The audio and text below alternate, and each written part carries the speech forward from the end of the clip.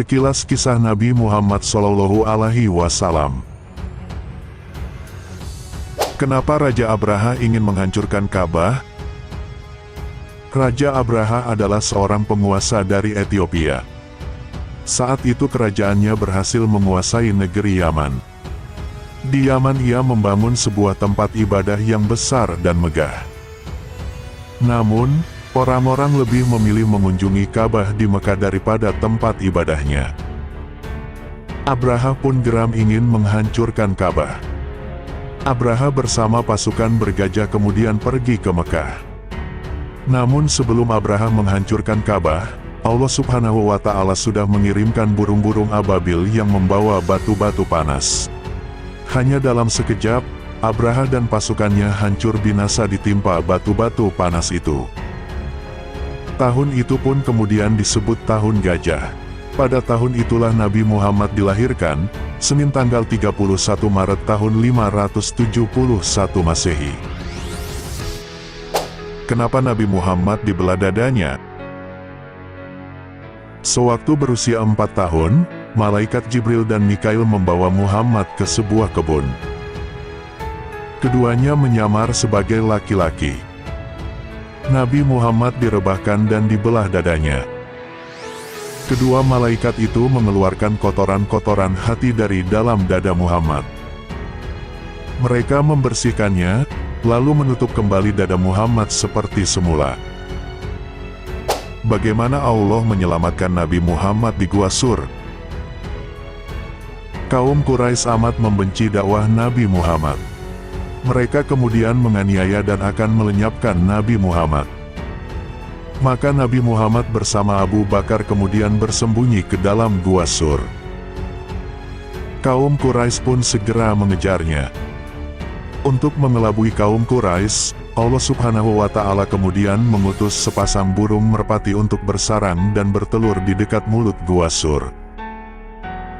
Allah Subhanahu wa Ta'ala juga mengutus seekor laba-laba kecil untuk membuat jaring besar di mulut gua. Kaum Quraisy yang mengejar Nabi Muhammad pun tidak jadi masuk ke dalam Gua Sur. Mereka berpikir, tak mungkin Nabi Muhammad bersembunyi ke dalam gua. Jika ada orang masuk ke dalam gua itu, tentu sarang laba-laba dan burung merpati di depan mulut gua itu akan rusak.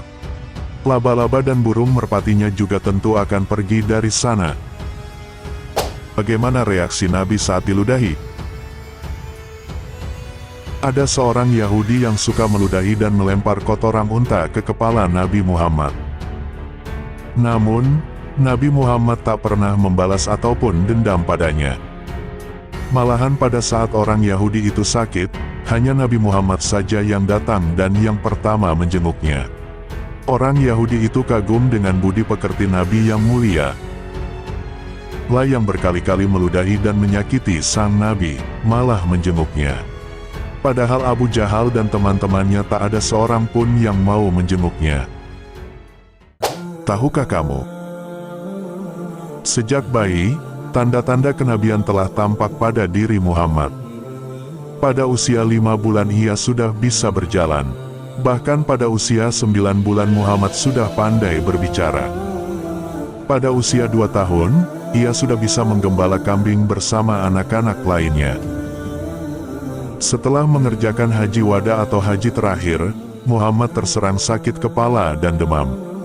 Muhammad wafat di atas pangkuan Aisyah, istrinya.